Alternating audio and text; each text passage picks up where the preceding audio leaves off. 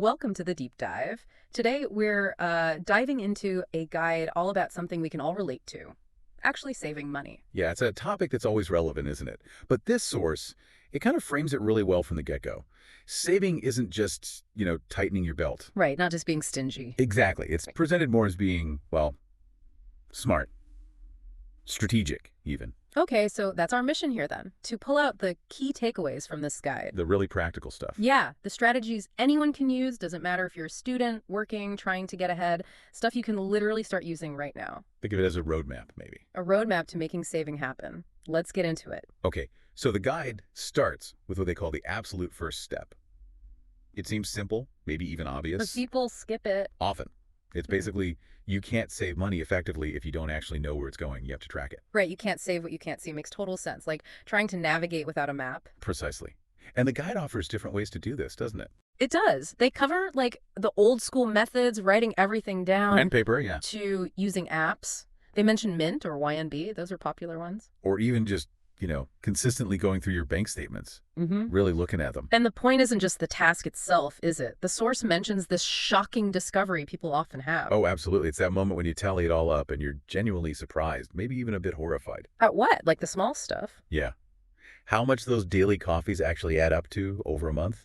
Or snacks, impulse buys, Yeah. and the big one, forgotten subscriptions. Ah, the subscription trap. You sign up for a free trial, forget, boom. Happens all the time. So the outcome of this tracking, the guide says, is clarity. Knowing exactly where the leaks are. Right. And then you can see, okay, I could realistically cut back here or here, and that can free up X amount each month for savings. It makes it concrete. It moves from I should save more to I can save this much by doing this. Powerful shift. Exactly. So once you've got that picture, that clarity on spending, the guide says the next vital thing is goals. You need a reason to save. They had a good analogy for this, didn't they? Saving without a goal. It's like running a race with no finish line.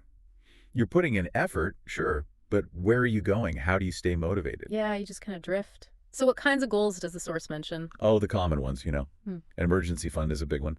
Saving for a vacation, maybe a down payment on a house. Or just peace of mind, having a cushion. Definitely.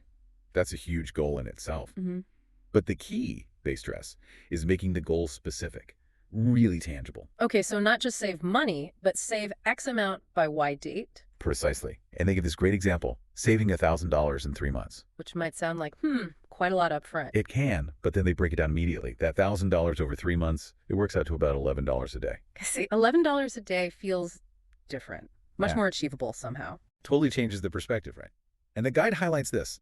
Breaking big goals into small daily or weekly actions makes it feel less overwhelming, something you can actually tackle. Takes the fear factor out. And like the source says, goals give your savings a purpose. It's not just idle cash, it's working towards something specific you want. Motivation. Absolutely.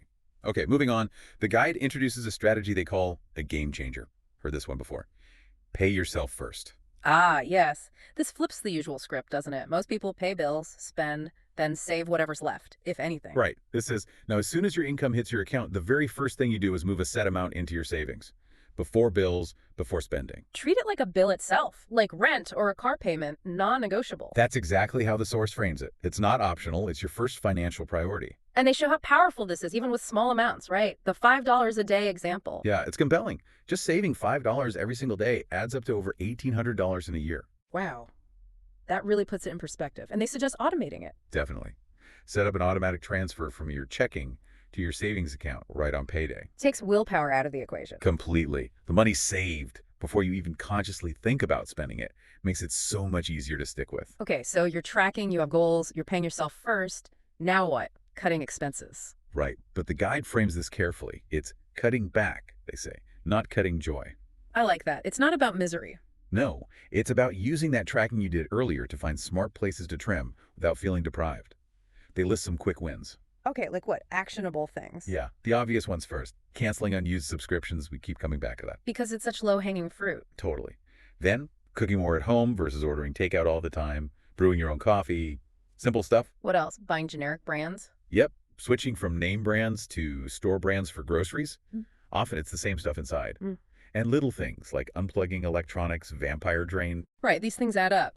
But the key point the source makes is that it's about being intentional, isn't it? Exactly. Not deprivation, but conscious choices. Aligning your spending with your actual values and goals. Maybe you choose homemade coffee weekdays to save for that weekend trip. It's about making trade-offs that make sense for you. Okay, interesting. Then there's this behavioral trick, the 24-hour rule. Ah, yes. This one tackles impulse buying head on. Right. We've all done it right. Buy something, then regret it later. Guilty. So what's the rule? Simple. If you see something you want, not something you absolutely need, like groceries, but a want, maybe a gadget, clothes, Yeah. you force yourself to wait a full 24 hours before buying it. Just pause. It's a plus. And the source suggests that very often, after that day passes, the initial urge fades. You realize you don't actually need it or even want it that much anymore. A cooling off period for your wallet. That could genuinely save a lot over time, preventing those regretful impulse spends. Hundreds, potentially thousands, the guide suggests.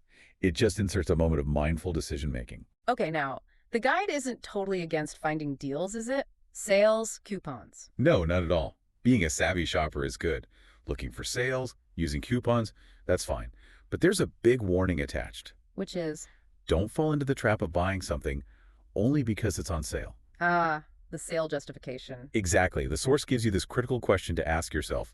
Would I buy this if it wasn't discounted? Ooh, good one. If the answer's no. Then you're not saving money by buying it on sale. You're just spending money you wouldn't have otherwise spent on something you didn't truly need. That's a really important distinction. And what about things like cashback apps or loyalty points? Use them. Leverage those tools, cashback, student discounts, rewards. But the guide adds a crucial condition. Only for things you were planning to buy anyway. Exactly. Don't let the deal drive the purchase. Let it be a bonus on a purchase you'd already decided on. Makes sense. Okay, the final big pillar the guide talks about, this feels foundational, the emergency fund. Absolutely vital. Because life happens, right? Unexpected stuff always comes up. Medical bills, car repairs. Losing a job, suddenly. Yeah, an emergency fund is your financial safety net for exactly those moments. Your cushion. It stops one bad event from completely derailing everything or forcing you into debt. What's the target amount they suggest? The general guideline is usually 3 to 6 months worth of essential living expenses. Which can sound huge, intimidating even. It can. Which is why the guide really stresses, start small, don't let the big number paralyze you. Even saving up $500 or $1,000 makes a real difference. It gives you breathing room for those smaller emergencies, right? Stops a flat tire from becoming a major crisis. Exactly. And beyond the money, the source really highlights the peace of mind this brings. Oh, yeah. Knowing you have that buffer must reduce so much stress. It's huge. It's about building financial resilience, knowing you can handle some of life's curveballs. So, wrapping this up, what's the big picture message from this guide? It seems like saving takes work, takes discipline. It does. But the guide really frames it as one of the most empowering things you can do for yourself. Empowering how? Giving you freedom. Freedom, options, control over your life and your future. That's the payoff. And the practical advice boils down to Start small. Be consistent, progress over perfection. And give yourself grace. It takes time to build these habits. And I liked that core idea they kept coming back to. It's not just about how much you earn. It's about how much you keep. That shift in focus is key. It puts the power back in your hands, managing what you have. Okay, final thought from the guide to leave people with. They connect today's actions to the future, right? Yeah, think about it. What's one small step you could take today? Maybe start tracking for just a week. Or set up that tiny automatic transfer. Or just try the 24-hour rule once. And consider how that one action, repeated over time, could change things for your future self. Exactly. How it could impact not just your bank balance, but your overall peace of mind, your security. It's a powerful connection to make. And the source also mentions sharing this knowledge, doesn't it? It does. Sort of a grow-together idea. Talking about money, sharing strategies. It can make the whole process feel less isolating and more achievable.